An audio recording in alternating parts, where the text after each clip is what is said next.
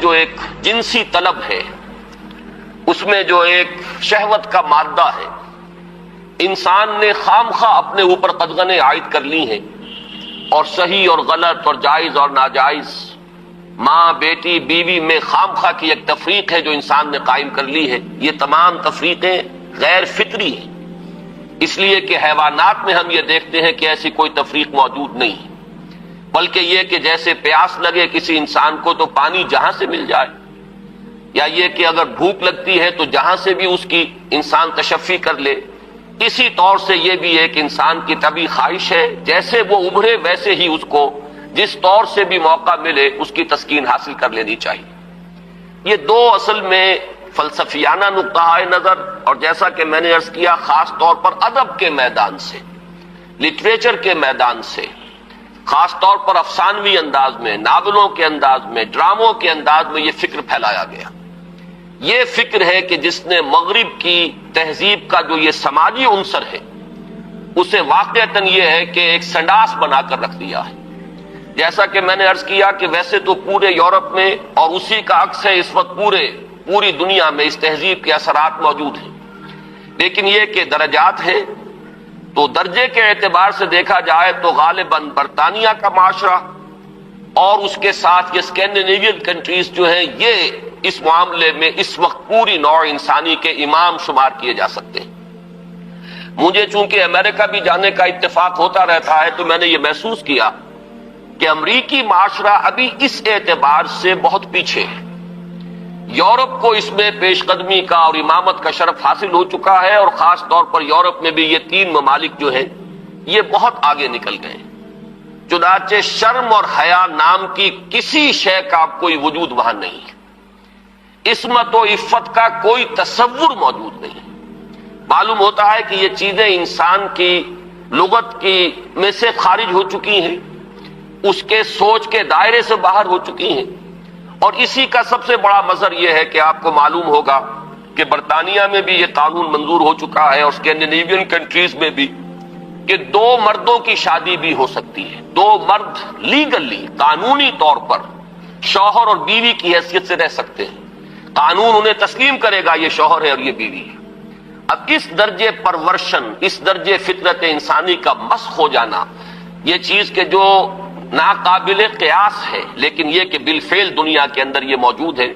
اور پچھلے دنوں جب مجھے اتفاق ہوا جانے کا سویڈن، تو وہاں معلوم ہوا کہ ایک پاکستانی بھی ہیں، ایک سرحد کے رہنے والے صاحب، جنہوں نے کہ ایک لڑکے سے وہاں شادی کی ہوئی ہے، اور قانونی اعتبار سے وہ میاں اور بیوی کی حیثیت سے وہاں مسلم طور پر زندگی گزار رہے ہیں۔ یہ جو معاملہ ہے، مجھے زیادہ صدمہ جس بات کا ہوا وہ اس پہلو سے کہ اس معاشرے کی جو اچیومنٹس ہیں، جو انہوں نے خوبیاں حاصل کی ہیں، ہمارا معاشرہ جو ہے ان کے بارے میں تو سوچنے کو بھی تیار نہیں۔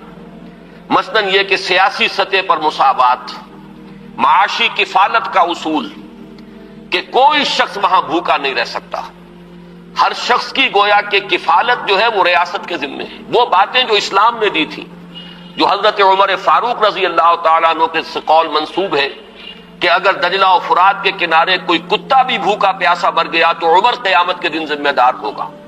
یہ نقشہ واقعہ ہے، تسلیم کرنا پڑتا ہے کہ ان لوگوں نے اس چیز کو آج کی دنیا میں بالفعل حاصل کر کے دکھایا ہے۔ سماجی مساوات کا یہ عالم کہ اگر کوئی فائنینس منسٹر، اسے بھی اگر اپنا چیک کیش کرانا ہے تو وہ بھی بینک میں اسی طرح لائن میں لگتا ہے جیسے کوئی عام شہری لگتا ہے۔ یہ سماجی مساوات کہ غریب سے غریب آدمی بھی وہاں پر جو بھی ہے، چاہے وہ ویلفیئر پر زندگی گزار رہا ہو، وہ خود معذور ہو چکا ہو، اور صرف اسے حکومت کی طرف سے جو ہے سہولتیں حاصل ہو، لیکن اس کا بچہ بھی اگر بیمار ہوگا تو اسے وہی علاج میسر آئے گا جو وہاں کسی کروڑ پتی کے بچے کو علاج میسر آئے گا، اور اس کے بچے کو بھی وہی تعلیم ملے گی جو کسی منسٹر کے بچے کو تعلیم حاصل ہو سکے۔ یہ چیزیں جو ان کے ہاں اچھی ہیں فی الواقع، جو اصلاً تو ہماری تھی، لیکن یہ ہے کہ اس وقت اگر ہمیں وہاں پر یہ چیزیں نظر آتی ہیں تو مجھے تو وہی احساس ہوا تھا کہ کتابیں اپنے آبا کی یہ موتی علم و حکمت کے جو دیکھیں ان کو یورپ میں تو دل ہوتا ہے سی پارا، چیزیں ہماری تھیں لیکن یہ انہوں نے کر کے دکھائی۔ بدقسمتی ہماری یہ ہے کہ ان چیزوں کے بارے میں تو ابھی ہمارے ہاں کوئی سوچ نہیں، ادھر پیش قدمی کا کوئی امکان نہیں۔ ہم سینکڑوں کوس دور ہیں اس سے کہ اس قسم کے کوئی ہم معاشرتی ارتقاء جو ہے اس کے بارے میں سوچ بھی سکیں، لیکن جو ان کی گندگی ہے جس نے کہ ان کو تباہ کر کے رکھ دیا ہے، خاندانی نظام ٹوٹ پھوٹ کر رہ گیا ہے، جیسا کہ میں نے عرض کیا کہ شرم اور حیا جو ہے وہ ان کی لغت سے خارج ہو چکے ہیں، عصمت و عفت کے الفاظ بے معنی ہو چکے ہیں۔ یہ وہ گندگیاں ہیں کہ جن کو اپنے اس معاشرے کے اندر لانے کے لیے ہمارے ہاں ایک طبقہ ہے کہ جو پورے طور پر فعال ہے، اگرچہ عددی اعتبار سے اس کی کوئی حیثیت نہیں، وہ ایک بہت ہی حقیر اقلیت ہے، لیکن معنوی حیثیت ہے، اخبارات میں ان کے مضامین چھپتے ہیں، وہ دانشور شمار ہوتے ہیں، سرکاری حلقے جو ہیں وہ ان کو سپورٹ کرتے ہیں، ذرائع ابلاغ جو ہے ان تک ان کی رسائی ہے، لہذا اس معاشرے میں تیزی کے ساتھ یہ چیزیں جو ہیں وہ سرایت کرتی چلی جا رہی ہیں۔ بہرحال اس تمہید کے بعد اصلاً مجھے جس موضوع پر گفتگو کرنی ہے میں اس کی طرف آ رہا ہوں۔ میں جہاں تک پردہ اور زنا کے استئصال کے لیے جو دوسری تدابیر اسلام نے اختیار کی ہیں، جہاں تک اس کا تعلق ہے اس پر انشاءاللہ علیحدہ کسی موقع پر تقریر کروں گا۔ آج کے لیے میں نے طے کیا ہے کہ صرف اس مسئلے کو اچھی طرح ہم تھریش کریں، دیکھیں کہ واقعتاً نظریہ مساوات مرد و زن اس میں کوئی حصہ درست ہے یا نہیں ہے، تو کون سا ہے۔ ہمارے سامنے کسوٹی اور معیار جو ہے وہ اللہ کی کتاب ہے اور اس کے رسول صلی اللہ علیہ وسلم کی سنت ہے۔ ہمیں ان دونوں چیزوں کے حوالے سے دیکھنا ہے کہ اس نظریے میں صداقت کا ایلیمنٹ کتنا ہے اور دھوکہ اور فریب کا حصہ کتنا ہے۔ میں سب سے پہلے تو یہ عرض کروں گا کہ اسلام بھی دو سطحوں پر عورتوں اور مردوں کے درمیان کامل مساوات کا قائل ہے، لیکن ایک تیسری سطح وہ ہے کہ جس پر وہ ایک فرق کرتا ہے، درجہ بندی کرتا ہے۔ ان دونوں کو علیحدہ علیحدہ سمجھ لینا چاہیے۔ پہلی سطح جس پر کہ اسلام عورت اور مرد کے درمیان کامل مساوات کا قائل ہے وہ شرف انسانیت ہے۔ مرد بھی انسان ہے، عورت بھی انسان ہے۔ جو شرف انسانیت ہے اس میں مرد اور عورت برابر کے شریک ہیں۔ اگر کسی کے ذہن میں یہ تصور ہے کہ عورت کا وجود ایک گھٹیا وجود ہے، عورت ایک کمتر وجود کی حامل ہے، تو یہ خالص غیر قرآنی اور غیر اسلامی نقطہ نظر ہے۔ بدقسمتی سے بعض دوسرے معاشروں کے اثرات ہمارے ذہنوں میں بھی آ گئے ہیں۔ خود عیسائی معاشرے کا بنیادی تصور یہ تھا کہ عورت ہے ہی گناہ کی گٹھڑی، مجسم برائی، یہ ایو سے ایول کا لفظ بنا ہے۔ حضرت حوا کے لیے ان کے ہاں لفظ ایو ہے، اور ایو سے ایول ہے، ایول برائی کو کہتے ہیں، یعنی یہ کہ عورت کا تو سارا وجود ہی سرتاسر برائی ہے۔ یہ چیزیں کچھ مختلف ذرائع سے ہمارے ذہنوں میں بھی آئی ہیں۔ پھر یہ کہ یہ معاشرہ جو ہے ہمارا جو پس منظر ہے تاریخی ہندو معاشرہ، اس میں بھی عورت کے گھٹیا ہونے کا تصور موجود ہے۔ تو سب سے پہلے یہ کہ ہمیں اپنے قلوب کا، اذہان کا جائزہ لے لینا چاہیے کہ اگر اس طرح کا کوئی جرثومہ ہمارے فکر میں ہے تو یہ خالص غیر قرآنی، غیر اسلامی ہے۔ شرف آدمیت جس کا نام ہے اس میں عورت اور مرد برابر اور مساوی طور پر شریک ہیں۔ میں نے اس کے ضمن میں آپ کے سامنے ایک تو آیہ مبارکہ پڑھی ہے سورہ نساء کی۔ آپ کو معلوم ہے کہ معاشرتی مسائل پر قرآن مجید کی جامع ترین سورت سورہ نساء ہے۔ اس کا آغاز ہی اس سے ہوتا ہے کہ یا ایھا الناس، اے لوگو، اتقوا ربکم الذی خلقکم من نفس واحدۃ وخلق منها زوجها وبث منہما رجالا کثیرا ونساء۔ اے لوگو، اپنے اس رب کا تقوی اختیار کرو جس نے تمہیں ایک انسانی جان سے پیدا کیا، اسی سے اس کا جوڑا بنایا، اور ان دونوں سے کثیر تعداد میں مردوں اور عورتوں کو زمین میں پھیلا دیا۔ گویا کہ پوری نوع انسانی ایک انسانی جوڑے کی نسل ہے۔ آدم اور حوا علیہ السلام انہی کی اولاد ہے تمام انسان۔ اس پہلو سے تمام انسان بھی برابر ہیں، اگرچہ نسلیں ان کے اندر وجود میں آ گئی ہیں، اگرچہ شکلیں مختلف ہو گئی ہیں، رنگتیں ان کی تبدیل ہو گئی ہیں، ایک دوسرے سے بہت مختلف ہو گئی ہیں، لیکن یہ کہ تمام شعوب و قبائل کا فرق ہو یا لونی یا لسانی فرق ہو، ان سب کی کوئی حقیقت اس اعتبار سے نہیں ہے کہ کوئی ان میں اونچا ہو جائے کوئی نیچا ہو جائے۔ کلکم بنو آدم و آدم من تراب، تم سب کے سب جو ہو آدم کی نسل سے ہو اور آدم مٹی سے بنائے گئے تھے. لا فضل لعربی علی عجمی ولا لعجمی علی عربی ولا لاحمر علی اسود ولا لاسود علی احمر الا بالتقوی.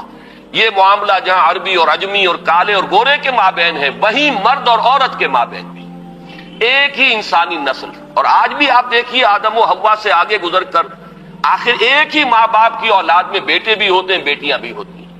ایک ہی باپ کے نطفے سے بیٹا بھی ہے اور بیٹی بھی ہے.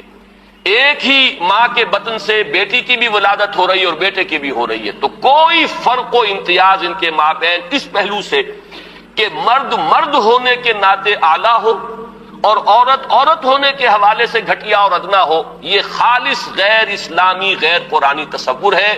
شرف آدمیت، شرف انسانیت میں یہ بالکل مساوی ہے. دوسری چیز کہ جس میں اسلام پوری مساوات تسلیم کرتا ہے وہ ہے نیکی کا میدان، خیر کا میدان، اخلاق کا میدان، روحانیت کا میدان. اس میں بھی دونوں برابر ہیں، ان میں کوئی تفریق نہیں، کسی پہلو سے کوئی فرق نہیں. میں نے اس کے ضمن میں ایک طویل آیت قرآن مجید کی آپ کو پڑھ کر سنائی ہے. آپ خود غور کریں گے کہ یہ جو گردان کا سا انداز یہاں لیا گیا ہے سورہ احزاب کی آیت نمبر 36 میں، آیت نمبر 35 میں، اس سے آپ خود اندازہ کر سکتے ہیں کہ تصور کیا دینا مقصود ہے. ان المسلمین والمسلمات، بے شک مسلمان مرد مسلمان عورتیں، والمومنین والمومنات، مومن مرد مومن عورتیں، والقانتین والقانتات، فرما بردار مرد فرما بردار عورتیں، والصادقین والصادقات، راست باز مرد راست باز عورتیں، والصابرین والصابرات، صبر کرنے والے مرد اور صبر کرنے والی عورتیں، والخاشعین والخاشعات، اللہ سے خشوع کا تعلق رکھنے والے، اللہ کے سامنے جھکنے والے مرد اور جھکنے والی عورتیں، والمتصدقین والمتصدقات، اور صدقہ دینے والے مرد اور صدقہ دینے والی عورتیں، والصائمین والصائمات، اور روزہ رکھنے والے مرد اور روزہ رکھنے والی عورتیں، والحافظین فروجہم والحافظات، اور اپنی شرمگاہوں کی حفاظت کرنے والے مرد اور اپنی شرمگاہوں کی حفاظت کرنے والی عورتیں، والذاکرین اللہ کثیرا والذاکرات، اور اللہ کا ذکر کثرت سے کرنے والے مرد اور اللہ کا ذکر کثرت سے کرنے والی عورتیں. اعد اللہ لہم مغفرۃ واجرا عظیما، اللہ نے ان سب کے لیے تیار کی ہوئی ہے، فراہم کی ہوئی ہے مغفرت بھی اور بہت بڑا اجر بھی. یہ سارا جو ہے اس آیت کا ماحصل کیا ہے؟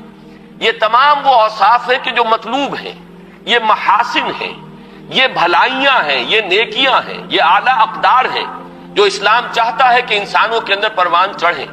اور اس آیت کا انداز بتا رہا ہے کہ اس میں کوئی فرق و تفاوت نہیں ہے. کسی کے لیے کوئی معاملہ نہیں ہے کہ عورتوں کے لیے یہاں جو ہے داخلہ ممنوع ہے یا عورتیں اس مقام تک رسائی حاصل نہیں کر سکتی، بلکہ یہ کہ نیکیوں میں، بھلائیوں میں، خیرات میں، حسنات میں، ان تمام کیفیات کے اندر عورتوں اور مردوں کے لیے کھلا میدان ہے. اپنی اپنی محنت، اپنی اپنی کوشش سے جو بھی چاہے اعلیٰ سے اعلیٰ مقام حاصل کر لے. اسی مضمون کے لیے میں نے ایک آیت آپ کو سورہ نساء کی بھی سنائی.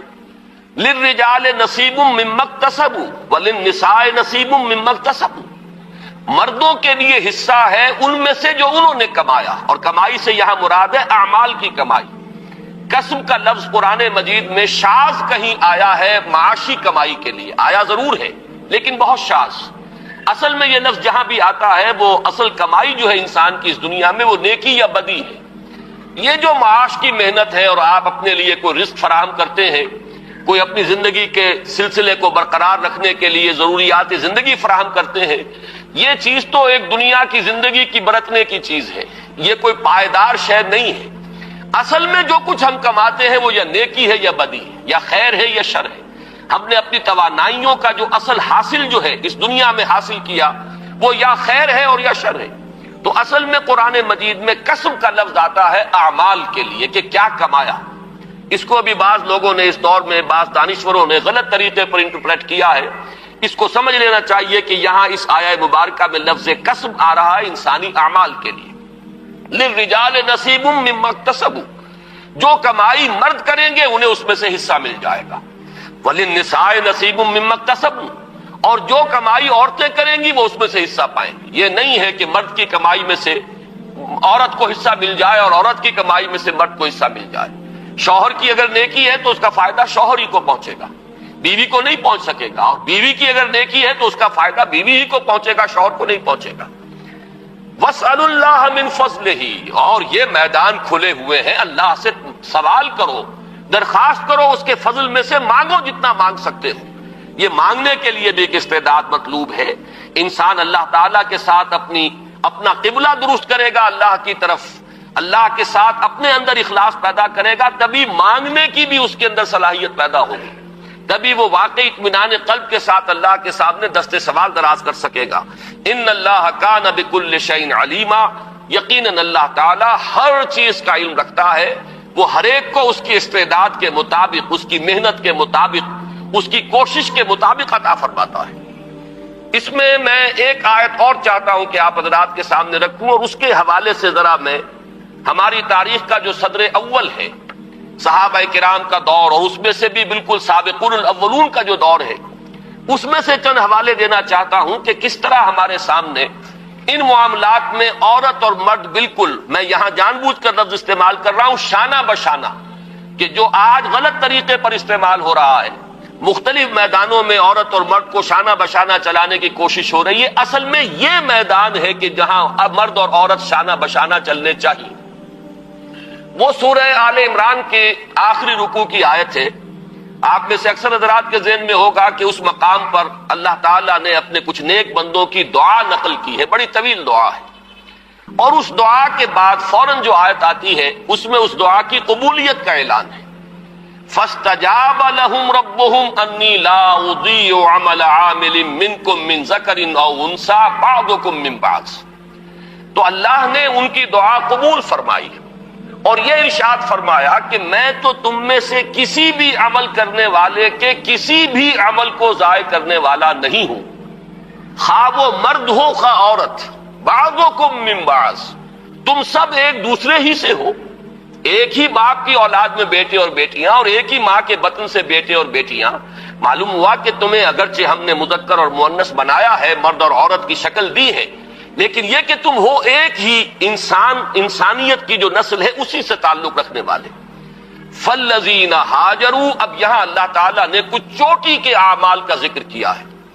ایک اعمال تو وہ تھے جو سورہ احزاب کی آیت میں ہمارے سامنے آ چکے ہیں، یہ زیادہ تر انفرادی نوعیت کے ہیں، انسان کی نیکی ہے، راست بازی ہے، اللہ کا ذکر ہے، اپنی عصمت و عفت کی حفاظت ہے، صدقہ ہے، خیرات ہے، اور نماز پڑھنا ہے، یہ تمام چیزیں جو ہیں یہ انسان کی انفرادی نیکی کے اوصاف ہیں۔ لیکن یہاں جن چیزوں کا ذکر ہے وہ ہے در حقیقت اللہ کی راہ میں سرفروشی، جانفشانی، اللہ کی راہ میں تکلیفیں اٹھانا۔ فالذین ہاجروا واخرجوا من دیارہم واوذوا فی سبیلی وقاتلوا وقتلوا، تو جن لوگوں نے اللہ کی راہ میں ہجرت کی، جو اپنے گھروں سے نکال دیے گئے، جنہیں میری راہ میں ایذائیں پہنچائی گئیں، جنہوں نے اللہ کی راہ میں جنگ کی، اور جو قتل ہوئے، فرمایا کہ جن لوگوں کے اعمال اتنے بلند ہیں، جنہوں نے یہ کچھ بلندیاں حاصل کی ہیں اپنے اعمال میں، لَأُكَفِّرَنَّ عَنْهُمْ سَيِّئَاتِهِمْ، ان کے بارے میں تو کسی شک و شبے کی گنجائش ہی نہیں ہے، یعنی میں تو کسی کے چھوٹے سے چھوٹے عمل کو ضائع کرنے والا نہیں، خواہ وہ مرد ہو خواہ عورت، تم سب ایک دوسرے ہی میں سے ہو۔ باقی جن کے اعمال اتنے بلند ہوں، اتنے اونچے ہوں، جنہوں نے یہ کچھ سرفروشی اور جانفشانی کی ہو ہمارے دین کی راہ میں، میں لازماً دور کر دوں گا ان سے ان کی برائیوں کو، اور میں لازماً داخل کروں گا انہیں ان باغات میں جن کے نیچے ندیاں بہتی ہوں گی، اور یہ اللہ کی طرف سے بدلہ ہوگا، اور اللہ ہی کے پاس ہے بہت بڑا بدلہ۔ اب اس آیت کو سامنے رکھیے، اور میں یہ چاہتا ہوں کہ مردوں اور عورتوں کے درمیان اس پہلو سے جو مساوات سامنے آتی ہے تاریخ اسلامی کے صدر اول میں خاص طور پر، اس کی چند جو مثالیں ہیں وہ آپ کے سامنے آ جائیں۔ دیکھیے، آپ کو معلوم ہے کہ اگرچہ نبوت کا درجہ بہت بلند ہے، بہت اعلیٰ ہے، نبوت و رسالت ایک بہت بڑا منصب ہے، اور یہ بالکلیہ وہبی شے ہے، اکتسابی نہیں ہے۔ اب تو اس کا دروازہ مستقلاً بند ہو چکا محمد الرسول اللہ صلی اللہ علیہ وسلم کے بعد، لیکن یہ کہ آپ سے پہلے بھی اور آپ کے ضمن میں بھی یہ وہبی شے تھی، اکتسابی نہیں تھی۔ کوئی اپنی محنت سے نبوت حاصل نہیں کر سکتا تھا، بلکہ اللہ تعالیٰ جس کو چاہتا تھا منتخب فرماتا تھا۔ اب ان سے کمتر درجے جو ہیں ان میں صدیقیت ہے، شہادت ہے، جیسے کہ سورہ نساء کی آیت میں آیا ہے اولئک مع الذین انعم اللہ علیہم من النبیین والصدیقین والشہداء والصالحین۔ اب میں آپ سے عرض کروں گا کہ جہاں تک مرتبہ صدیقیت کا تعلق ہے، اگرچہ اہل سنت کا یہ اجماعی عقیدہ ہے کہ حضرت ابوبکر صدیق صدیق اکبر ہے، سب سے بڑے صدیق، بلکہ یہ کہ تمام انسانوں میں انبیاء کے بعد افضل ترین شخصیت حضرت ابوبکر ہے۔ لیکن واقعہ یہ ہے کہ جس مرتبہ و مقام پر مردوں میں حضرت ابوبکر صدیق ہے، صدیق اکبر، بالکل اسی مقام پر خواتین میں حضرت خدیجہ الکبریٰ ہے رضی اللہ تعالی عنہا، جو صدیقۃ الکبریٰ ہے۔ ان کے نام کے ساتھ یہ لفظ کبریٰ جو آیا ہے، اکثر لوگ جو ہے اس کو سمجھتے نہیں ہیں۔ کبریٰ اکبر کا مؤنث ہے، یہ صدیق اکبر ہے، وہ صدیقۃ الکبریٰ ہے کہ صدیقہ جو ہے، آپ کو معلوم ہے یہ لفظ قرآن میں حضرت مریم کے لیے آیا، امہ صدیقہ، حضرت عیسیٰ کی والدہ کے بارے میں آیا، وہ صدیقہ تھی۔ اسی طریقے سے حضرت آسیہ کا ذکر آیا، فرعون کی بیوی کا۔ لیکن یہ ہے کہ اس امت میں جس مرتبہ و مقام پر مردوں میں حضرت ابوبکر صدیق ہے، بالکل اسی مرتبہ و مقام پر خواتین میں حضرت خدیجہ الکبریٰ ہے رضی اللہ تعالی عنہ۔ بلکہ واقعہ یہ ہے کہ اگر آپ مجھ سے پوچھیں میرے دل کی بات، فاش گویم آنچ در دل مضمر است، تو مجھے تو واقعتاً یہ طے کرنا مشکل ہو جاتا ہے کہ ان دونوں میں سے افضلیت کس کی ہے۔ اس لیے کہ جہاں تک اولیت ایمان کا تعلق ہے، اس میں بھی یہ بات بالکل سمجھ میں آتی ہے کہ حضرت خدیجہ کا ایمان مقدم ہونا چاہیے حضرت ابوبکر صدیق سے، اس لیے کہ پہلی وحی کے بعد آ کر سب سے پہلی جو گفتگو کی ہے حضور نے، ظاہر بات ہے کہ وہ اپنی زوجہ محترمہ سے کی ہے۔ جس طریقے سے انہوں نے تصدیق کی ہے اور جس طریقے سے حضور کو تسلی دی ہے اور دلجوئی ان کی فرمائی ہے کہ آپ گھبرائیں نہیں، جب آپ نے فرمایا کہ انی خشیت علی نفسی، مجھے تو اپنی جان کا اندیشہ ہو گیا، تو کس درجے بلند دلیل کے ساتھ آپ کو تسلی دی ہے۔ اللہ آپ کو ضائع نہیں کرے گا، آپ تو غریبوں کی سرپرستی فرمانے والے، بیواؤں کی مدد کرنے والے، اللہ تعالیٰ آپ کو ضائع نہیں کرے گا۔ پھر یہ کہ حضرت صدیق اکبر کے فضائل کا سب سے بڑا باب جو شمار ہوتا ہے وہ یہ ہے کہ انہوں نے حضور صلی اللہ علیہ وسلم کے مشن پر اپنی پوری دولت لگا دی۔ دو مواقع ایسے آئے ان کی زندگی میں، ایک مکی دور میں، ایک مدنی دور میں۔ مکی دور میں جب کہ ہجرت کے لیے تشریف لے جا رہے ہیں تو ایک پیسہ بھی گھر والوں کے لیے نہیں چھوڑا ہے۔ اول تو یہ کہ وہ ساری دولت ان کی سکڑ چکی تھی، اس وقت تک صرف ہو چکی تھی، کتنے ہی غلام اور کتنی ہی کنیزیں انہوں نے خریدی اپنے پیسے سے اور انہیں آزاد کیا جو ایمان لے آئے تھے اور جنہیں ستایا جا رہا تھا۔ پھر یہ کہ کاروبار میں سے تو سارا وقت اب نکل چکا تھا دعوت اور تبلیغ دین کے لیے، جو کچھ رہ گیا تھا وہ بھی لے کر حضور کے ساتھ صلی اللہ علیہ وسلم وہ تشریف لے گئے۔ پھر یہ کہ آپ کو معلوم ہے غزوہ تبوک کے موقع پر ہوا ہے کہ جو کچھ گھر میں تھا جھاڑو پھیر کر لا کر حضور کی خدمت میں پیش کر دیا۔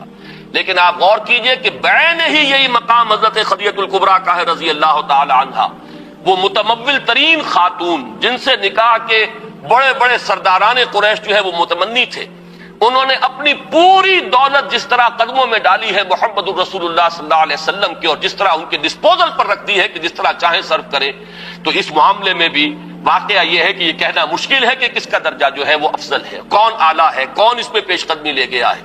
بس جیسے ایمان کے بارے میں ہم نے عافیت تلاش کی ہے کہ ہم اس طریقے سے کہہ کر اور اس میں آگے فیصلہ کرنے سے اپنے آپ کو بچا لیتے ہیں کہ عورتوں میں سب سے پہلے ایمان لانے والی حضرت خدیجہ، اور آزاد مردوں میں سب سے پہلے ایمان لانے والے حضرت ابو بکر، اور بچوں میں سب سے پہلے ایمان لانے والے حضرت علی، اور غلاموں کے طبقے میں سب سے پہلے ایمان لانے والے حضرت زید ابن حارثہ۔ اسی طریقے سے یوں سمجھیے کہ ان دونوں میں اگر کوئی افضلیت کا فیصلہ ہم نہ کرنا چاہیں تو کہہ سکتے ہیں کہ مردوں میں صدیق اکبر حضرت ابو بکر ہے رضی اللہ تعالی عنہ، اور خواتین میں صدیقۃ الکبریٰ حضرت خدیجہ ہے رضی اللہ تعالی عنہ۔ اس سے آگے چلیے ہجرت کا معاملہ ہے۔ اب آپ دیکھیے کہ حضرت عثمان ہجرت فرما رہے ہیں حبشہ کی طرف، ان کی زوجہ محترمہ حضرت رقیہ ان کے ساتھ، اور حضور نے فرمایا کہ یہ پہلا جوڑا ہے کہ جو اللہ کی راہ میں ہجرت کر رہا ہے حضرت لوط اور ان کی اہلیہ کے بعد۔ وہ بھی جب اللہ کی راہ میں ہجرت کے لیے نکلے تھے تو اپنی وہ ایک انسانی جوڑا نکلا تھا، اور آج یہ عثمان اور ان کی اہلیہ حضور کے لخت جگر حضرت رقیہ، یہ دونوں میاں بیوی بھی اللہ کی راہ میں ہجرت کر رہے ہیں۔ پھر اسی موقع پر ہمیں معلوم ہوتا ہے کہ حضرت ام حبیبہ رضی اللہ تعالی عنہ انہوں نے بھی ہجرت کی، ان کا شوہر بھی مسلمان تھا، دونوں نے ہجرت کی، لیکن یہ کہ شوہر پر ایسی افتاد پڑی ہے حبشہ میں جانے کے بعد کہ وہ مرتد ہو گیا، عیسائی ہو گیا، شراب کا بہت زیادہ عادی تھا اور اسی کی وجہ سے اپنی عقل اور ہوش و خرد کو کھو گیا، اور چونکہ پھر حضرت ام حبیبہ وہاں بغیر شوہر کے رہ گئی، یہی وجہ ہے کہ حضور نے پھر پیغام بھجوایا ہے ان کی دلجوئی کے لیے، اس لیے کہ صاحبزادی کس کی ہے؟ ابو سفیان کی، وہ جو کہ قریش کے سردار ہیں۔ تو حضرت ام حبیبہ کا نکاح پھر حضرت نجاشی نے پڑھایا ہے اور اپنے پاس سے مہر ادا کیا ہے، اور یہ حضور صلی اللہ علیہ وسلم خود مدینے میں تھے، نکاح یہاں ہوا ہے، بعد میں وہ پہنچی ہے مدینہ منورہ۔ تو میں اس وقت صرف یہ بتانا چاہ رہا ہوں کہ اللہ کی راہ میں ہجرت میں بھی مرد اور عورت ہمیں شانہ بشانہ نظر آ رہے ہیں، اس میں بھی ان کی اچیومنٹس وہی ہیں کہ جو مردوں کی۔ اوذو فی سبیلی کا معاملہ لیجئے تو حضرت سمیہ اور حضرت یاسر رضی اللہ تعالی عنہما شانہ بشانہ اس معاملے میں آپ کو نظر آئیں گے کہ جتنی ایذائیں ابو جہل نے پہنچائی ہیں حضرت یاسر کو، اتنی ہی ایذائیں جو ہے برداشت کی حضرت سمیہ نے۔ جس وحشیانہ اور ظالمانہ انداز میں شہید کیے گئے ہیں حضرت یاسر، اسی طرح وحشیانہ اور بربریت کے انداز میں حضرت سمیہ نے جام شہادت نوش کیا ہے۔ اس معاملے کے اندر بھی وہ مساوات ہمیں نظر آ رہی ہے۔ تو معلوم یہ ہوا کہ یہ تمام مقامات بلند جہاں شرف انسانیت میں مرد اور عورت برابر ہیں، اور اس میں وہ اوصاف کے جو سورہ احزاب کی آیت نمبر 35 میں ہمارے سامنے آ چکے، جس آیت کا جو انداز بتا رہا ہے کہ اس میں کوئی فرق و تفاوت نہیں ہے، بلکہ ان تمام اوصاف میں کھلا میدان ہے۔ عورت اپنی محنت کے مطابق آگے بڑھے، مرد اپنی محنت کے مطابق جو مرتبہ اور مقام حاصل کرنا چاہے کر لے۔ اسی طریقے سے دین کی خدمت میں، دین کے لیے سرفروشی، جانفشانی، ہجرت ہے، اور اللہ کی راہ میں ایذاؤں کو برداشت کرنا ہے۔ جس طرح حضرت بلال اور حضرت ابو فقیہ کو مارا گیا ہے اور پیٹا گیا، اسی طرح حضرت زنیرہ اور بعض دوسری باندیاں ہیں جو ایمان لے آئی حضور صلی اللہ علیہ وسلم پر، انہیں بھی مارا اور پیٹا گیا ہے۔ جس طریقے سے حضرت ابو بکر نے حضرت بلال، حضرت ابو فقیہ کو خرید کر آزاد کیا، اسی طرح متعدد باندیاں ہیں جو ایمان لے آئی تھی اور ان کو انہوں نے اپنے پیسے سے خریدا اور آزاد کیا۔ تو یہ وہ میدان ہے کہ جس میں کامل مساوات ہے، یعنی شرف انسانیت میں کامل مساوات۔ دینی مقامات، روحانی مقامات بعد میں بھی ہمیں نظر آتا ہے۔ حضرت جنید بغدادی ہے رضی اللہ تعالیٰ عنہ، تو رابعہ بصریہ بھی ہے رحمت اللہ علیہما، تو ان میں معلوم ہوتا ہے کہ یہاں بھی کوئی فرق اور امتیاز ہمیں نظر نہیں آتا۔ صحابہ کرام میں فقہائے صحابہ کے درجے میں حضرت عمر، حضرت علی نظر آ رہے ہیں، تو فقہائے صحابہ میں حضرت عائشہ صدیقہ رضی اللہ تعالیٰ عنہ کا مقام بہت بلند ہے۔ تو معلوم یہ ہوا کہ ان تمام چیزوں میں اسلام مساوات کا قائل ہے، شرف انسانیت میں برابری، اور دین کے معاملات میں، روحانی معاملات میں، اخلاقی معاملات میں اس میں بھی برابری ہے، مساوات ہے، اس میں بھی کہیں کوئی قدغن نہیں ہے کسی عورت کے آگے کہ اس سے آگے وہ نہیں جا سکتی۔ البتہ تیسری سطح جو ہے جس کے بارے میں مجھے عرض کرنا ہے، اسے اگر میں کہوں کہ وہ سطح ہے انتظامی اور قانونی، تو یہاں یقیناً اسلام نے ایک فرق و تفاوت پیدا کیا ہے، لیکن اس فرق و تفاوت کے اندر بھی ایسا نہیں ہے کہ ایک طبقے کو بالکل گرا دیا گیا ہو اور کسی بھی پہلو سے اس کی کوئی کمپنسیشن نہ ہو، بلکہ یہاں اگرچہ درجہ بندی ہے لیکن یہ کہ ایک توازن پیدا کیا گیا ہے۔ میں آج خاص طور پر اس نقطے کو واضح کرنا چاہتا ہوں کہ اگرچہ انتظامی اور قانونی اعتبار سے فرق و تفاوت ہے، درجہ بندی ہے، لیکن یہ کہ اسلام نے ایک نہایت حسین توازن پیدا کیا ہے اس میں، اور اس کے لیے یہ بات پہلے سمجھ لیجئے کہ اسلام چونکہ خاندان کے ادارے کو مضبوط کرنا چاہتا ہے، یہ انسانی معاشرے کی اکائی ہے، یہ بیسک یونٹ ہے، خاندانوں سے مل کر معاشرہ بنتا ہے، معاشرہ ہی ہے کہ جس کے اوپر پھر ایک انتظامی سطح پر ریاست اور حکومت کا تصور آتا ہے۔ اسی کے معاشی معاملات کو منضبط کرنے کے لیے آج کا معاشیات کا فن ہے جو ایک بہت بڑا علم بن چکا ہے، لیکن یہ کہ جب اینالائز کریں گے تو معلوم ہوگا کہ انفرادیت سے اجتماعیت کی طرف پہلا قدم کیا ہے؟ ایک مرد اور ایک عورت کے مابین رشتہ ازدواج، یہاں سے انفرادیت اجتماعیت کی شکل اختیار کرتی ہے۔ پہلے یہ میاں اور بیوی ہے صرف، لیکن جب اللہ تعالیٰ اولاد دیتا ہے تو اب اس میں سیکنڈ ڈائمنشن ایڈ ہو گئی، اب ان کی حیثیت والدین کی ہے اور وہ اولاد ہے۔ اس اولاد میں جب کثرت اور تعدد پیدا ہوتا ہے تو تھرڈ ڈائمنشن آتی ہے، اور وہ بہنوں بھائیوں کا آپس میں رشتہ اخوت جو ہے وہ تیسری ڈائمنشن ہے۔ جیسے ہمارا یہ ہال ہے، اس کی لمبائی، چوڑائی، اونچائی، یہ 3 ڈائمنشنل کانسیپٹ ہمارا اسپیس کا ہے۔ اسی طرح خاندان کا ایک ادارہ جو ہے اس کی یہ 3 ڈائمنشنز ہیں۔ ایک مرد اور ایک عورت رشتہ ازدواج، یہاں سے بات شروع ہوئی. اولاد ہوئی تو ایک نئی جو اس میں عرض جو ہے وہ شامل ہو گیا، اور وہ کیا ہے؟ وہ والدین اور اولاد کا رشتہ ہے. تیسرا، اولاد کے مابین اب رشتہ اخوت ہے، بہنوں اور بھائیوں اور بھائیوں اور بھائیوں کے درمیان. یہ ہے خاندان کا ادارہ. اس خاندان کے ادارے کے استحکام کا دار و مدار اس پر ہے کہ سربراہ ایک ہو. دو برابر کے اختیار رکھنے والے سربراہ کسی ادارے کے نہیں ہو سکتے. دنیا میں کسی بھی سطح پر آپ غور کیجئے، کوئی شخص بقائمی ہوش و حواس یہ نہیں کہہ سکتا کہ کسی اجتماعی ادارے کے دو بالکل مساوی اختیارات رکھنے والے سربراہ ہو سکتے ہیں. کوئی محکمہ دو ڈائریکٹرز نہیں ہو سکتے. ڈائریکٹر ایک ہوگا، اس کے نیچے آپ ڈپٹی ڈائریکٹرز اور جوائنٹ ڈائریکٹرز جتنے چاہیں آپ بنا لیجئے، اسسٹنٹ ڈائریکٹر بنا لیجئے، فوج کی فوج کر دیجئے. لیکن اوپر جا کر اگر ایک نہیں ہوگا تو وہ نظام کبھی بھی درست نہیں رہے گا. آپ کی کوئی بہت بڑی فرم ہے، مینیجنگ ڈائریکٹر ایک ہوگا، نیچے ڈائریکٹرز کی چاہے آپ نے کتنی لمبی چوڑی فوج جو ہے وہ بنا لی ہو، لیکن مینیجنگ ڈائریکٹر ایک ہوگا.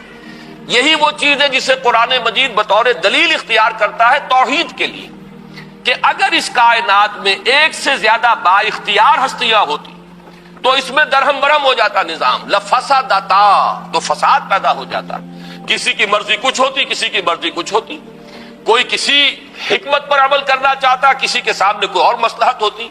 یہ حکمتوں اور مصلحتوں کا ٹکراؤ اور اختلاف رائے جو ہے اس کائنات کے اندر جو نظم نظر آ رہا ہے، اس میں جو محسوس ہوتا کہیں کوئی رکھنا نہیں ہے، تو یہ در حقیقت دلیل ہے اس کی کہ ایک ہی اختیار، ایک ہی ارادہ، ایک ہی فیصلہ جو ہے اس کائنات کے اندر کار فرما ہے. یہ توحید کی دلیل ہے کہ لو کان فیہما آلہۃ الا اللہ لفسدتا، اگر ان میں آسمانوں اور زمین میں اللہ کے سوا کوئی اور بھی الہ ہوتے تو ان میں فساد رونما ہو جاتا.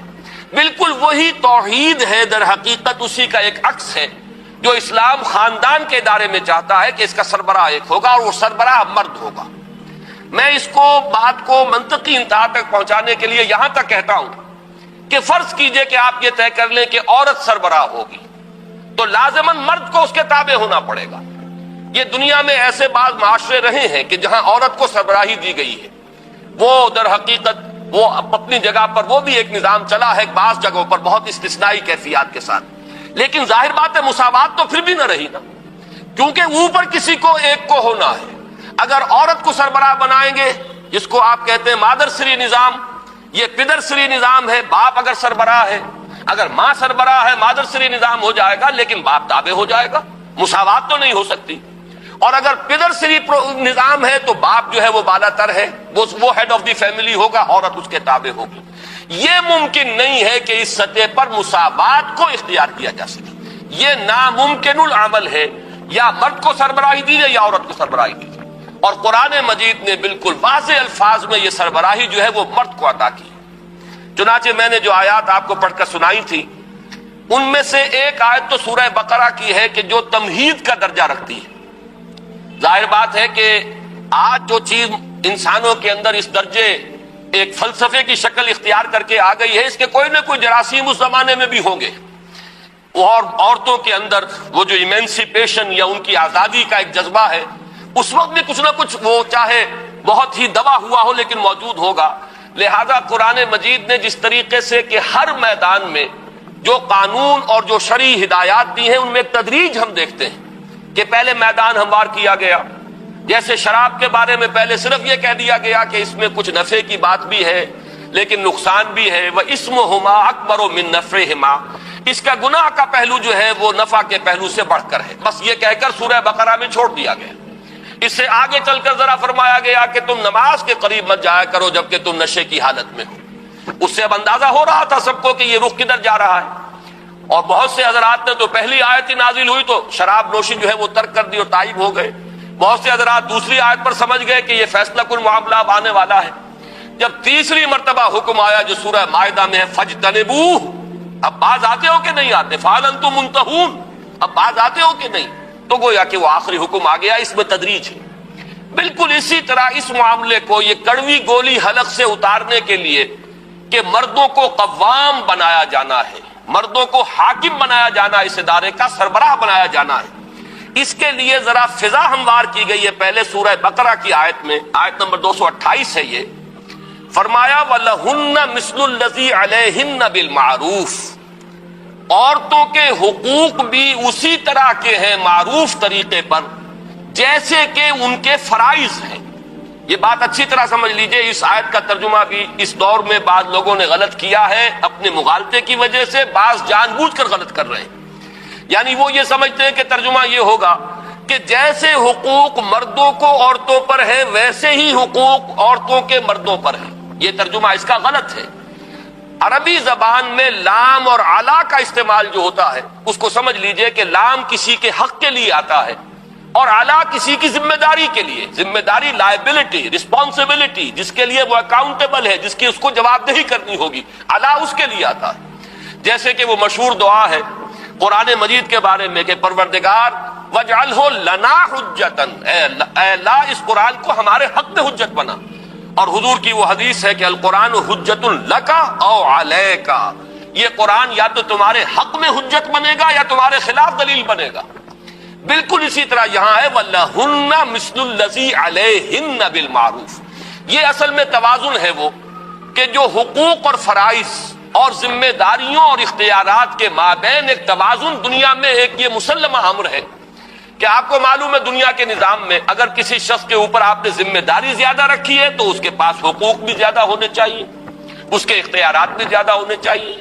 کسی کی اگر ذمہ داری کم ہے تو اسے کم اختیارات کی ضرورت ہے۔ یہ توازن در حقیقت حقوق و فرائض کا ہے، یہ توازن ذمہ داریوں اور اختیارات کا ہے۔ جتنی وسیع ذمہ داریاں ہوں گی اتنے وسیع اختیارات لازمی ہیں، جتنے محدود فرائض ہیں اتنے ہی محدود حقوق ہو جائیں گے۔ تو فرمایا وَلَهُنَّ مِثْلُ الَّذِي عَلَيْهِنَّ، جیسی کچھ ان پر ذمہ داریاں ہیں ویسے ہی اللہ نے ان کے حقوق معین کیے ہیں۔ حقوق و فرائض کا یہ توازن ہی در حقیقت اسلام کے معاشرتی نظام کی سب سے بڑی خوبی اور اس کا سب سے بڑا حسن ہے۔ لیکن اس کے بعد ایک اضافہ کیا وَلِلرِّجَالِ عَلَيْهِنَّ دَرَجَةٌ وَاللَّهُ عَزِيزٌ حَكِيمٌ، اور مردوں کو عورتوں پر ایک درجہ حاصل ہے اور اللہ عزیز ہے، حکیم ہے۔ اللہ زبردست ہے، کمال حکمت والا ہے۔ عزیز ہے تو اسے اختیار ہے، جو چاہے حکم دے، جو چاہے نظام بنائے، مختار مطلق ہے۔ وہ شارع ہے، جو چاہے شریعت متعین کر دے، اور وہ حکیم بھی ہے، وہ الٹپ فیصلے نہیں کرتا، وہ اندھا دھند کوئی قانون سازی نہیں کرتا۔ اس کی قانون سازی میں کسی کے لیے جانبداری نہیں ہے، نہ وہ مردوں کے لیے جانبدار ہے نہ وہ عورتوں کے حق میں جانبدار ہے، بلکہ اس کی حکمت کاملہ، حکمت بالغہ جو ہے اس کے تحت اس نے اپنے اختیارات مطلق کو استعمال کرتے ہوئے نظام معین کیا ہے۔ یہ اصل میں تمہید ہے اس کس چیز کی؟ وہ ہے سورہ نساء کی آیت الرجال قوامون علی النساء، مرد عورتوں پر نگران ہیں، اور میں اس کا ترجمہ یہاں تک کروں گا کہ مرد عورتوں پر حاکم ہے، اس لیے کہ قامہ سے بنا ہے قوام، قامہ یقوم و کھڑا ہونا، اور جیسے کہ آپ کو معلوم ہے ہر زبان میں ہوتا ہے فعل کے بعد پریپوزیشن جو ہے، ورب کے بعد پریپوزیشنز کے آنے سے زمین و آسمان کا فرق واقع ہوتا ہے۔ جیسے کہ ایک سادہ مثال میں دیا کرتا ہوں، ٹو گیو، اس کے ایک معنی ہے ٹو گیو اپ، اب وہ معنی کچھ کے کچھ ہو گئے۔ ٹو گیو ان، یہ بالکل ہی بدل گیا معاملہ۔ ٹو گیو ان کے معنی ہے کسی کی اطاعت قبول کر لینا، ٹو گیو اپ کسی چیز کو چھوڑ دینا، ٹو گیو کوئی چیز دے دینا۔ اب یہ لفظ ٹو گیو تو سب میں شامل ہے، لیکن اپ اور ان کے اضافے سے زمین و آسمان کا فرق ہو گیا۔ اسی طرح عربی زبان میں بھی جیسا کہ میں نے ابھی لام اور علا کا آپ کو بتایا ہے، اسی طرح قامہ الا جب آئے گا کسی کام کی طرف متوجہ ہونا، کسی چیز کے لیے کمر کس کر کھڑے ہو جانا قامہ الا، اور قامہ علا کسی پر کھڑا ہونا، یعنی کسی پر نگران بن جانا، کسی پر سربراہی اختیار کرنا، کسی کی ذمہ داری لے لینا، کسی کی کفالت کرنا، یہ تمام چیزیں جو اس میں آ جائیں گی۔ تو الرجال قوامون علی النساء، مرد جو ہے وہ عورتوں پر حاکم ہیں، ان کے نگران ہیں، ان کے کفیل ہیں، ان کے ذمہ دار ہیں۔ یہ تمام جو تصورات ہیں اس لفظ کے اندر اس علا کے اضافے کی وجہ سے یہ اس کے اندر موجود ہو گئے۔ بما فضل اللہ بعضهم علی بعض، اب یہ قوامیت جو مرد کو دی گئی کس بنیاد پر دی گئی؟ قرآن نے خود اس کو واضح کیا۔ دو باتیں ہیں، نمبر ایک بسبب اس فضیلت کے جو اللہ نے بعض کو بعض پر دی ہے۔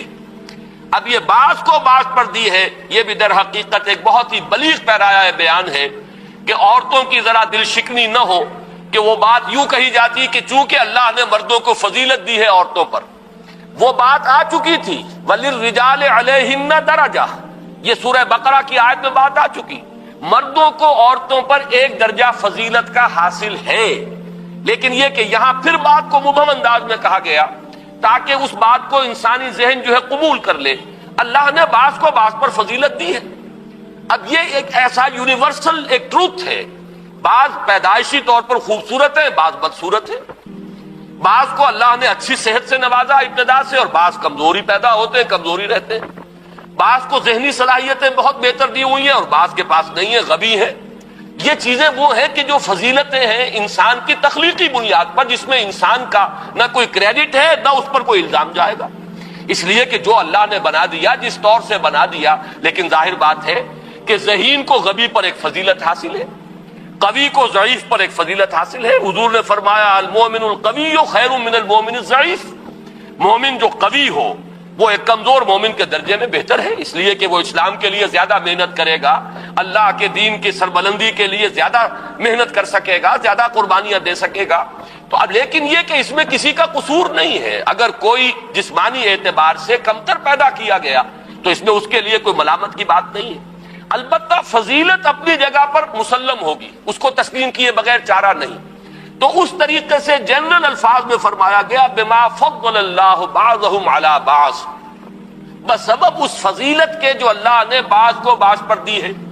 مراد کیا ہے؟ مردوں کو ایک فضیلت دی ہے، ان کو جسمانی طور پر زیادہ توانا بنایا ہے، ان میں قوت کار زیادہ رکھی ہے، ان کے اندر جو ہے جسمانی پہلو سے اللہ تعالیٰ نے زیادہ طاقت پیدا فرمائی ہے۔ مختلف چیزیں ہیں جس کی بنا پر کہ دائرہ کار جو ہے مختلف کر دیے گئے، فرائض مختلف کر دیے گئے۔ اور دوسری بات فرمائی وَبِمَا أَنفَقُوا مِنْ أَمْوَالِهِمْ، اور بسبب اس کے کہ وہ اپنے اموال میں سے خرچ کرتے ہیں، اس لیے کہ اسلام نے اولاً تو پورا جو معاشی ذمہ داری کا بوجھ ہے وہ مرد پر ڈالا ہے، عورت کے ذمہ نہیں ڈالا۔ استثنائی حالات استثنائی ہوتے ہیں، جیسے کہ آپ انگریزی میں کہتے ہیں exceptions prove the role, exception تو ایکسیپشنز ہی رہیں گی، وہ قانون کو نہیں بدلتی بلکہ وہ قانون کو اور موثق کر دیتی ہیں، مزید اس سے قانون ثابت ہو جاتا ہے۔ تو استثنائی حالات اور ہیں، اگر کوئی بیوہ ہے بیچاری اور اس کے چھوٹے بچے ہیں، وہ دوسری شادی بھی نہیں کرنا چاہتی اپنے ان بچوں کی وجہ سے، اور وہ کوئی محنت مزدوری کر رہی ہے، وہ گھر میں بیٹھ کر کپڑے سی رہی ہے یا کوئی بچوں کو پڑھا کر اپنا پیٹ پال رہی ہے، اپنے بچوں کی پرورش کا سامان کر رہی ہے، تو بہت بڑی نیکی کما رہی ہے۔ لیکن یہ ہے کہ بہرحال ذمہ داری مرد کی ہے اصلاً کہ وہ گھر کا پورا خرچ جو ہے اس کو برداشت کرے۔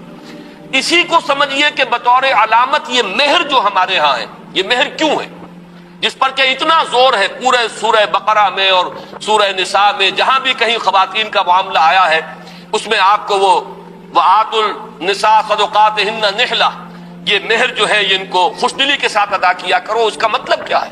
ظاہر بات ہے کہ مہر عورت کی قیمت نہیں ہے، معاذ اللہ، عورت کوئی فروختنی شے نہیں ہے کہ مہر کے عوض آپ نے اسے خرید لیا۔ یہ صرف ایک سمبل ہے، ایک علامت ہے اس بات کی کہ مرد طالب ہے، عورت مطلوب ہے۔ اس کے لیے علامت کے طور پر یہ چیز رکھ دی گئی ہے کہ کچھ نہ کچھ اپنا مال وہ خرچ کرتا ہے، اور یہ در حقیقت ایک علامت بن گئی ہے اس کے طالب ہونے کی۔ حالانکہ ویسے اگر دیکھا جائے تو سیدھی بات ہے، جیسے مرد کو عورت کی ضرورت ہے، عورت کو بھی مرد کی ضرورت ہے۔ ایک پہیے پر گاڑی نہیں چل سکتی، نہ صرف مرد کے پہیے پر انسانی تمدن کی گاڑی چل سکتی ہے، نہ عورت کے پہیے پر گاڑی چل سکتی ہے۔ یہ دونوں ہی پہیے ہوں گے تو گاڑی آگے بڑھے گی، اور جس طریقے سے مرد کو عورت کی ضرورت ہے اسی طرح عورت بھی مرد کی محتاج ہے۔ لیکن مہر مرد دیتا ہے تاکہ معلوم ہو کہ یہ ایک اسلام کا ایک رخ ہے کہ جس سے کہ اس نے پورے فلسفے کو واضح کر دیا۔ بما انفقوا من اموالہم، سب سے پہلے تو یہ کہ رشتہ ازدواج کا آغاز ہی ہوا مرد کے مہر ادا کرنے سے، اور پھر یہ کہ اس خاندان کی پوری کفالت کی ذمہ داری مرد نے لی ہے۔ یہ دو بنیادیں ہیں جس کی بنا پر کہ اسلام نے مرد کو حاکمیت دی ہے، قوامیت دی ہے، مرد کو سربراہ بنایا ہے، عورت کو اس کی اطاعت کا حکم دیا گیا ہے۔ لہذا ذرا یہاں دیکھیے اس کے بعد کے الفاظ کیا ہیں، فالصالحات قانتات، پس نیک بیویاں وہ ہیں کہ جو فرما بردار ہیں۔ فرما بردار کن کی؟ اپنی یہ قنوت کا لفظ یا اللہ کے لیے آتا ہے، جیسے کہ ہم نے ابھی سورہ احزاب کی آیت میں پڑھا تھا والقانتین والقانتات، فرما بردار مرد اور فرما بردار عورتیں۔ قنوت کہتے ہیں فرما بردارانہ انداز میں کھڑے ہو جانے کو، کسی کے حضور میں کھڑے ہونا، جھک کر کھڑے ہونا، گویا کہ اس کا حکم ماننے کے لیے انسان آمادہ ہے کہ جو حکم دیں گے بصر و چشم میں اسے قبول کروں گا۔ اسی لیے جو دعا ہم کھڑے ہو کر مانگتے ہیں وتر میں، اسے دعائے قنوت کہا جاتا ہے کہ ہم نے وہ دست بستہ کھڑے ہو کر اللہ کے حضور میں ہم نے وہ دعا مانگی ہے، ورنہ عام طور پر دعا جو ہے انسان وہ بیٹھ کر مانگتا ہے۔ نماز کے بھی قاعدہ اخیرہ کے اندر دعا ہے، ایسے بھی آپ نماز کے اختتام کے بعد بھی دعا مانگتے ہیں بیٹھ کر، دعائے قنوت وہ در حقیقت کھڑے ہو کر۔ تو دست بستہ کسی کے حضور میں حاضر رہنا، اس کے حکم کو بجا لانے کی آمادگی کے ساتھ، یہ قنوت کی اصل روح ہے۔ تو اللہ کا قانت بندہ اور اللہ کی قانت کنیز بندی، لیکن یہاں یہ لفظ آیا ہے فالصالحات قانتات، نیک بیویاں وہ ہیں جو شوہروں کی اطاعت گزار ہیں۔ اب یہاں جان لیجئے وہ قاعدہ کلیہ اپنی جگہ پر قائم رہے گا کہ لا طاعت لمخلوق فی معصیت الخالق۔ حضور صلی اللہ علیہ وسلم نے فرمایا مخلوق میں سے کسی کی اطاعت نہیں ہو سکتی جس میں کہ خالق کی معصیت لازم آ رہی ہو۔ حاکم کی اطاعت نہیں ہوگی، استاد کی اطاعت نہیں ہوگی، والدین کی اطاعت نہیں ہوگی اگر وہ اللہ کے حکم کے خلاف حکم دے۔ اگر باپ کہتا ہے نماز نہ پڑھو تو نہیں مانا جائے گا، والدہ کہتی ہے کہ نماز نہ پڑھو نہیں مانا جائے گا، اس لیے کہ لا طاعت لمخلوق فی معصیت الخالق۔ اگر حاکم جو ہے اللہ کی شریعت کے حکم کے خلاف حکم دیتا تو نہیں مانا جائے گا، لا سمع ولا طاعہ، نہ سنیں گے نہ اطاعت کریں گے۔ بالکل اسی طریقے سے عورت اپنے شوہر کے اس حکم کی تو خلاف ورزی کر سکتی ہے، بلکہ اسے کرنا چاہیے، یہ اس کے ایمان کا تقاضا ہے، جو شریعت کے حکم کے خلاف وہ حکم دے۔ لیکن شریعت کے حکم کے اندر جو دائرہ ہے، اب اس میں دو شکلیں ہیں، مباحات کا دائرہ ہے، اس میں اختلاف رائے ہے، شوہر کی رائے کچھ اور ہے، بیوی کی رائے کچھ اور ہے۔ یہاں بیوی کو ذہناً آمادہ رہنا چاہیے، اگر وہ شوہر کو کنونس کر سکے، اگر دلیل سے قائل کر سکے، اگر منوا سکے تو کوئی بات نہیں، ٹھیک ہے۔ لیکن یہ کہ اگر وہ اختلاف قائم رہتا ہے تو قرآن مجید کی آیت کی روح سے بیوی کو مستقل طور پر ذہناً آمادہ رہنا چاہیے کہ وہ اپنی رائے کو پیچھے ڈال کر اپنے شوہر کی رائے پر عمل کرے۔ یہ اس کا وہ جذبہ ہے کہ جس میں اس نے شوہر کی سربراہی کو گویا کہ ذہناً اور قلباً قبول کیا ہے۔ یہ اس آیت کا اصل مفہوم ہے، فالصالحات قانتات، نیک بیویاں وہ ہیں جو شوہروں کی اطاعت گزار ہیں، جو ان کا حکم ماننے والی۔ حکم کہاں؟ مباحات کے دائرے میں، جہاں اللہ تعالیٰ کے حکم کے خلاف حکم وہ نہیں مانا جائے گا، وہ تو پھر اس بندہ مومن اور اس اللہ کی اس بندی کے لیے امتحان ہے، آزمائش ہے اس کے ایمان کا۔ لیکن یہ کہ اگر اس کے دائرے کے اندر ہے تو اپنی رائے کو پیچھے ڈال کر اپنے شوہر کی رائے پر عمل کرنا، یہ ہے وہ کہ جو ایک مسلمان بیوی سے اسلام کا اور قرآن کا تقاضا ہے۔ فالصالحات قانتات حافظات للغیب بما حفظ اللہ، وہ حفاظت کرنے والی ہیں رازوں کی بھی، اور ظاہر بات ہے کہ اب اس عورت کا بیوی ہونے کے ناطے اس عورت کا ناموس اب اس کا اپنا ناموس نہیں، اس کے شوہر کا ناموس ہے، اس کی عزت اپنی عزت نہیں، اس کے شوہر کی عزت ہے۔ پھر یہ کہ گھروں میں وہ اپنے شوہروں کے مال کی امین ہے، شوہروں کی رازوں کی امین ہے۔ تو سب سے بڑا جو اہم دوسرا وصف ہے کہ جو ایک کسی مسلمان بیوی میں اس آیہ مبارکہ کی روح سے ہونا چاہیے، وہ یہ ہے کہ شوہروں کی عزت و ناموس کی حفاظت کرنے والی، ان کے پیٹھ پیچھے ان کی عدم موجودگی میں ان کے مال کی، ان کے رازوں کی حفاظت کرنے والیاں بما حفظ اللہ، جیسے کہ اللہ تعالیٰ نے بھی حفاظت فرمائی ہے۔ وہ ہمارے نہ معلوم کتنے راز ہیں جن کو اللہ نے چھپایا ہوا ہے، اگر ہمارے وہ راز تشت اسبام ہو جائیں تو ہم دنیا کو شاید منہ دکھانے کے قابل نہ رہیں۔ اور یہ رسوائی ہے کہ جس سے اللہ تعالیٰ کی پناہ مانگتے رہنا چاہیے کہ اللہ ولا تخزنا یوم القیامہ، اے اللہ ہمیں قیامت کے دن رسوا نہ کیجو، بلکہ یہ کہ ہمارے ان عیوب کی ستاری فرمائی اور اس کو ان کے اوپر جیسے تو نے دنیا میں پردہ ڈالے رکھا آخرت میں بھی پردہ ڈالے رکھی۔ تو اسی طریقے سے عورت کا معاملہ ہے کہ وہ اپنے شوہر کے، ظاہر بات ہے کہ جس قدر اس سے واقف ہے، اس کی کمزوریوں سے واقف ہے، اس کے جو بھی کوئی راز ہے ان سے واقف ہے، تو اس کی وہ امانت دار ہے۔ یہ ہے وہ آیہ مبارکہ کہ جس میں یہ جو انتظامی اور قانونی سطح ہے اس پر اسلام نے ہرگز مساوات نہیں رکھی، بلکہ اس قانونی سطح پر آ کر ایک ادارے کے نظم کو برقرار رکھنے کے لیے مرد کو حاکم اور قوام کی حیثیت دی ہے، اور اس پر معاشی کفالت کا بوجھ ڈالا ہے، اور عورت کے ذمہ یہ لگایا ہے کہ وہ اپنے شوہر کی تابع داری کرے، اس کی فرما برداری کرے اور اس کی عزت و ناموس اور اس کے مال اور اس کے رازوں کی حفاظت کرے۔ اس کے ضمن میں جو ایک نکتہ میں واضح کرنا چاہتا ہوں، وقت بہت کم رہ گیا ہے، وہ یہ ہے کہ یہ معاملہ بھی اصل میں بعض لوگوں کے سامنے اس طرح آیا ہے کہ صرف اس کا ایک رخ سامنے آتا ہے۔ اس کا دوسرا رخ یہ ہے کہ اسلام نے کمپنسیٹ کیا ہے عورت کو، جہاں اس پہلو سے قانونی درجے میں اسے کمتر رکھا ہے، وہاں بعض دوسرے پہلوؤں سے اس کی اس کمی کی تلافی کی ہے، اس کسر کا جبر کیا ہے اسلام نے۔ اس کی کیا شکل ہے، اس کو سمجھنے کے لیے پہلے میں آپ کے سامنے ایک مثال رکھتا ہوں۔ آپ ترازو کی مثال سامنے رکھیے۔ ترازو کو جہاں سے آپ پکڑتے ہیں وہ بالکل درمیان میں ہوتی جگہ، دونوں طرف اس کے بازو برابر ہیں، لہذا وہ ڈنڈی سیدھی ہے۔ ایک سیر ادھر ڈالیں گے تو ایک سیر ادھر ڈالنا ہوگا تاکہ وہ ڈنڈی سیدھی رہے۔ لیکن اگر ترازو کے پکڑنے کی جگہ ذرا آپ ایک طرف کر دیں، ایک بازو ترازی کا لمبا ہو جائے اور ایک چھوٹا ہو جائے، تو اب ظاہر بات ہے کہ جو لمبا بازو ہے اس میں ایک سیر ڈالیں گے تو اس چھوٹے بازو والے میں دو سیر ڈالیں گے، تب وہ جا کر مساوی ہوگا اور ڈنڈی سیدھی رہے گی۔ تو توازن میں کیا ہوتا ہے کہ اگر ایک طرف سے کہیں کوئی اضافہ ہو جائے تو دوسرے پہلو سے کمی ہو، اور اگر دوسری طرف کسی پہلو سے کمی ہے تو کسی اور دوسرے پہلو سے اس کے اندر اضافہ کر دیا جائے تو توازن قائم ہوگا۔ اور یہ بات بہت اہم ہے کہ اسلام کے پورے عمرانی فلسفے میں اصل جو ویلیو ہے وہ توازن ہے۔ اقیم الوزن بالقسط ولا تخسر المیزان، یہ توازن ہے در حقیقت اسلام کے پورے نظام کا جو سب سے بڑا حسن اور خوبی کا پہلو ہے۔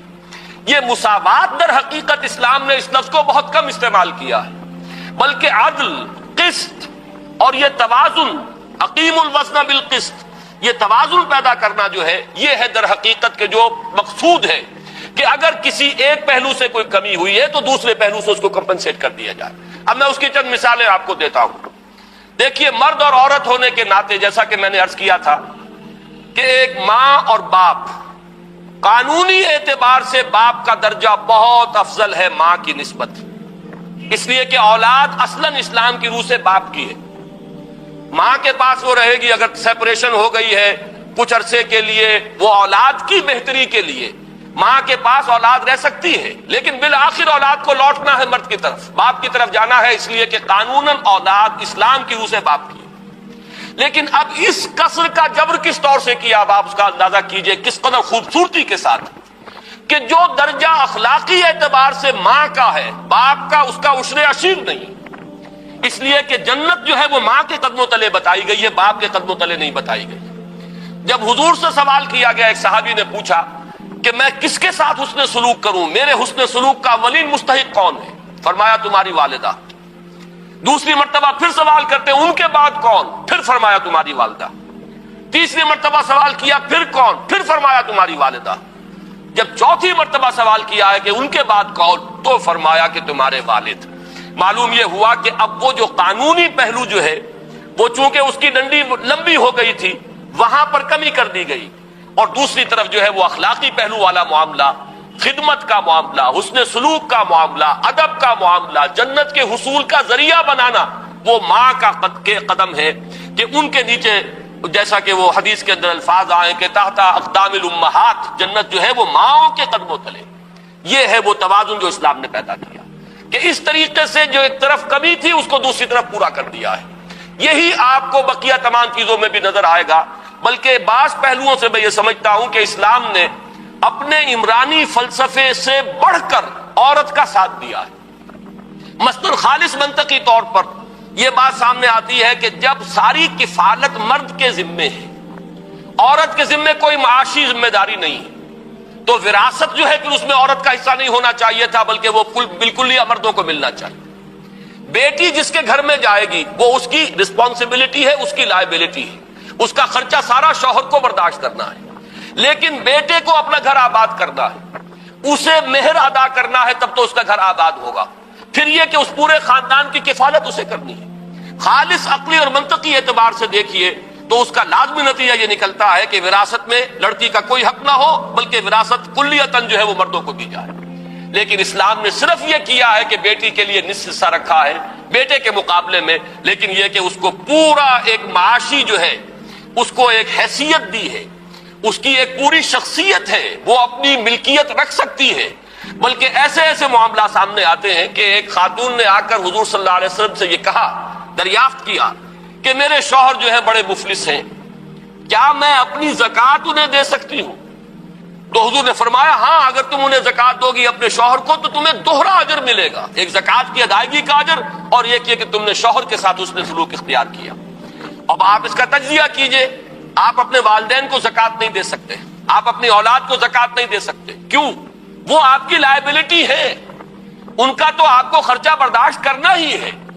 شوہر بیوی کو زکوٰۃ نہیں دے سکتا، اس لیے کہ بیوی تو اس کی لائبلٹی ہے، اس کی کفالت اسے کرنی ہے، اس کا نان نفقہ اس کے ذمے ہے، لہذا اس کو زکوٰۃ کیسے دے گا؟ لیکن بیوی کے ذمے شوہر کی کفالت نہیں ہے، بیوی کی رسپانسبلٹی نہیں ہے کہ وہ شوہر کا نان نفقہ فراہم کرے، لہذا وہ زکوٰۃ اسے دے سکتی ہے۔ اگر وہ قانون کے درجے کو اختیار کرے گی تو وہ چاہے اس کے پاس پیسہ